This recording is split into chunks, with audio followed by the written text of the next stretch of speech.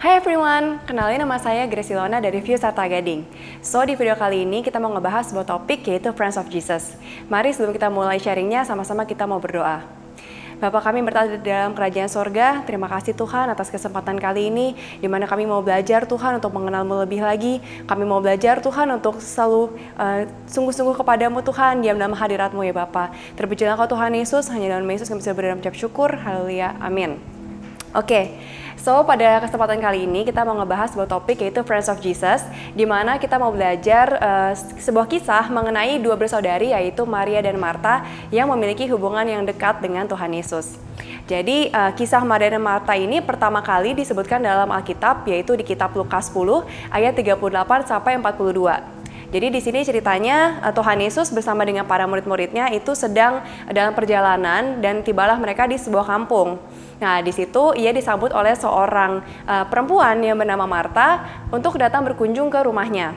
Ketika Tuhan Yesus datang berkunjung ke rumah Marta, di sana Marta itu sibuk gitu ya. Dia tuh sibuk melayani sana sini gitu. Jadi dia sibuk untuk menyiapkan dan juga menjamu Tuhan agar Tuhan nyaman berada di rumah tersebut. Jadi bisa dibilang apabila kita lihat di depan mata secara mata manusia, Marta itu merupakan seorang tuan rumah yang baik yang menyambut tamunya dengan sangat luar biasa. Nah, tetapi berbeda dengan saudarinya yaitu Maria, di mana Maria ketika Tuhan Yesus datang, Maria itu tidak melakukan seperti yang Marta lakukan, melainkan Maria itu langsung duduk di depan kaki Tuhan dan dia tuh mendengarkan perkataan Tuhan tanpa melakukan sesuatu apapun. Sampai-sampai Marta ini malah menyindir Maria dan Marta mengatakan kepada Tuhan untuk menegur Maria agar Maria mau membantunya untuk melayani.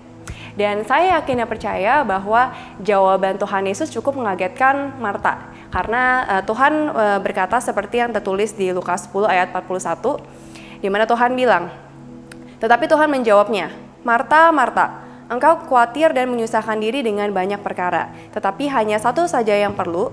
Maria telah memilih bagian yang terbaik yang tidak akan diambil daripadanya." So guys, apa sih hal yang bisa kita pelajari dari kisah ini?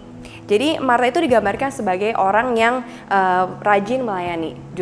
Justru pelayanan itu memang suatu hal yang penting. Pelayanan itu merupakan suatu hal yang dikehendaki oleh Tuhan dan hal yang baik. Akan tetapi punya hubungan pribadi yang dekat dengan Tuhan itu jauh lebih penting dan dikehendaki dan berkenan di hati Tuhan. Nah, jadi artinya apapun yang kita kerjakan, apapun kesibukan kita, apabila kita sibuk bekerja, sekolah, sekalipun pelayanan, jangan sampai kita melupakan waktu kita bersama Tuhan. Jangan sampai kita melupakan saat teduh kita melupakan waktu kita untuk masuk dalam doa, pujian, penyembahan, dan juga kita melupakan untuk membaca firman Tuhan. Jadi sikap yang ditunjukkan oleh Maria itu menggambarkan hubungan pribadi kita kepada Tuhan, dan itulah yang dikehendaki oleh Tuhan Yesus, dan itulah jawaban yang diberikan Tuhan kepada Marta. Nah, selain itu, Alkitab juga menuliskan kisah lain mengenai dua bersaudari ini, yaitu kisah yang sangat terkenal ya, di mana saya yakin anak-anak sekolah minggu juga pasti tahu tentang kisah ini, yaitu kisah Lazarus yang sudah meninggal selama 4 hari dan dibangkitkan oleh Tuhan Yesus. Kisah ini dicatat dalam Alkitab yaitu dalam Yohanes 11 ayat 1 sampai 44. Jadi diceritakan kedua bersaudari ini itu menggambarkan Tuhan Yesus bahwa saudaranya yaitu Lazarus itu sedang sakit. Tetapi Tuhan Yesus tidak langsung datang untuk menyembuhkan Lazarus yang sedang sakit itu selama beberapa hari. Bahkan bisa dibilang dalam tanda kutip Tuhan Yesus itu membiarkan Lazarus meninggal karena Tuhan ingin menunjukkan kuasanya yang dapat membangkitkan orang mati. Nah, lalu ketika at the end Lazarus kan pada waktu itu sudah meninggal dan Tuhan Yesus barulah tiba di tempat di mana kedua bersaudari ini tuh sedang berkabung. Ketika mereka mendengar bahwa Tuhan Yesus hadir di tengah-tengah mereka, mereka langsung mendatangi Tuhan dan dengan hati yang sangat berduka mereka tuh kayak mereka-reka, mereka tuh berandai-andai, baik Marta maupun Maria. Mereka berkata, seandainya Tuhan ada di sini ya, coba Tuhan ada di sini, pasti saudaraku Lazarus tidak akan mati. Lalu Tuhan Yesus berkata kepada Marta, Tuhan bilang bahwa Lazarus akan dibangkitkan. Tetapi pada mulanya Marta ini malah salah paham. Dia malah mengira hal itu nggak mungkin terjadi sekarang, tetapi nanti, pada akhir zaman nanti, gitu. Dan akhirnya Tuhan pun berkata kepada Marta, Tuhan bilang bahwa ya dia menegaskan kembali bahwa Lazarus akan bangkit gitu. Dan akhirnya pun Tuhan juga bertanya pada Marta, apakah kau percaya akan hal ini? Seperti itu. Dan kenapa Tuhan Yesus bisa berkata seperti itu? Karena Tuhan melihat bahwa iman Marta ini sudah mulai goyah, dikarenakan ia diliputi oleh kesedihan yang luar biasa. Sehingga bisa kita lihat juga di ayat-ayat selanjutnya, Marta pun juga menunjukkan reaksi ketika Tuhan Yesus berkata bahwa batu yang ada di kuburan Lazarus itu harus diangkat. Marta pun kaget, seakan-akan dia tidak percaya dengan mujizat yang akan dilakukan oleh Tuhan. Itulah sikap yang ditunjukkan oleh Marta. Tetapi di sisi lain, Maria ketika ia mendengar bahwa Tuhan Yesus datang, Maria langsung tersungkur di hadapan Tuhan, dia langsung menangis. Dan sama sih, meskipun dia juga berkata seandainya Tuhan ada di sini, pasti Lazarus tidak akan mati. Memang dia mengatakan hal itu, Maria, tetapi dia memiliki sikap hati yang berbeda dibandingkan Marta, di mana Maria itu punya sikap yang berserah sama Tuhan, dia hanya menangis, dia seterbuka itu sama Tuhan.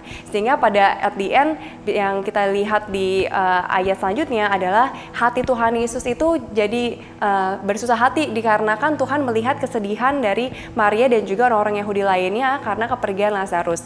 Dan pada akhirnya Lazarus pun dibangkitkan oleh Tuhan. Yang notabene Lazarus sudah meninggal selama 4 hari, di mana jasadnya itu juga seharusnya sudah membusuk gitu ya kalau udah 4 hari. Tapi karena kuasa Tuhan, Lazarus pun dibangkitkan oleh Tuhan. Nah, terkadang dalam hidup kita ini, kita itu meskipun kita mengenal Tuhan, kita dekat sama Tuhan, tapi kita masih mengalami rintangan yang berat. Tetapi seperti halnya kisah Maria dan Marta, meskipun kita sudah kenal Tuhan, dekat sama Tuhan, kadang-kadang sikap kita sebagai manusia itu kita masih berpaku pada fakta dan logika. Kita kadang-kadang masih suka bertanya-tanya, mungkin gak ya kita bisa ngelewatin ini, mungkin gak ya Tuhan bantu aku dalam masa-masa sukar ini. Tetapi ketahuilah teman-teman semuanya bahwa Tuhan Yesus, Tuhan yang kita sembah itu adalah Tuhan yang jauh melebihi logika kita. Tuhan yang luar biasa hebat dan dahsyat. Dan Tuhan yang ajaib itu, yang melebihi logika itu sungguh sangat mengasihi kita, anak-anaknya. Bahkan Tuhan bilang dalam Yohanes 15 ayat 14, Tuhan berkata bahwa kita adalah sahabat Tuhan. Yang artinya apa? Kalau misalnya kita bicara mengenai sahabat, sahabat itu adalah sosok yang dapat kita percaya, sosok di mana kita bisa berkeluh kesah, kita bisa cerita apapun sama sahabat kita, dan juga menemani kita di masa suka maupun masa duka. Dan itulah yang digambarkan oleh Tuhan Yesus. Dia mengingini kita melihat dia sebagai sahabatnya, dan Tuhan pun juga melihat kita sebagai sahabatnya Tuhan, seperti itu. Jadi di sini kita sebagai sahabatnya Tuhan, kita boleh untuk bercerita apa aja yang menjadi keluh kesah kita. Kita boleh seterbuka itu sama Tuhan. Dan bagaimana sih caranya kita untuk kita bisa mendengarkan jawaban Tuhan, mendengarkan suara Tuhan. Nah, sebagai sahabat, kita harus membiasakan diri. Kita harus membiasakan diri untuk jangan hanya kita berbicara, tetapi kita membiasakan diri untuk dengar-dengaran akan suara Tuhan. Karena ibaratnya sahabat gitu ya, kan kita komunikasi itu harus two-way communication, jangan cuma one way. Kalau misalnya kita cuma one-way communication, kita cuma ngomong sendiri aja, kita nggak dengerin apa kata sahabat kita. Tapi karena Tuhan adalah sahabat kita juga harus mencoba untuk mendengarkan suara Tuhan. Oleh sebab itu, karena kita adalah anak Tuhan, kita adalah sahabat Tuhan, kita harus memiliki hubungan pribadi yang dekat dengan Tuhan dan hidup intim bersama dengan Tuhan, sama seperti Maria yang juga duduk di bawah kaki Tuhan dan mendengarkan segala perkataan Tuhan. Jadi demikianlah sharing pada kesempatan kali ini. Semoga sharing ini, perkataan ini bisa menjadi berkat untuk kita semuanya. Tuhan Yesus memberkati kita. Amin.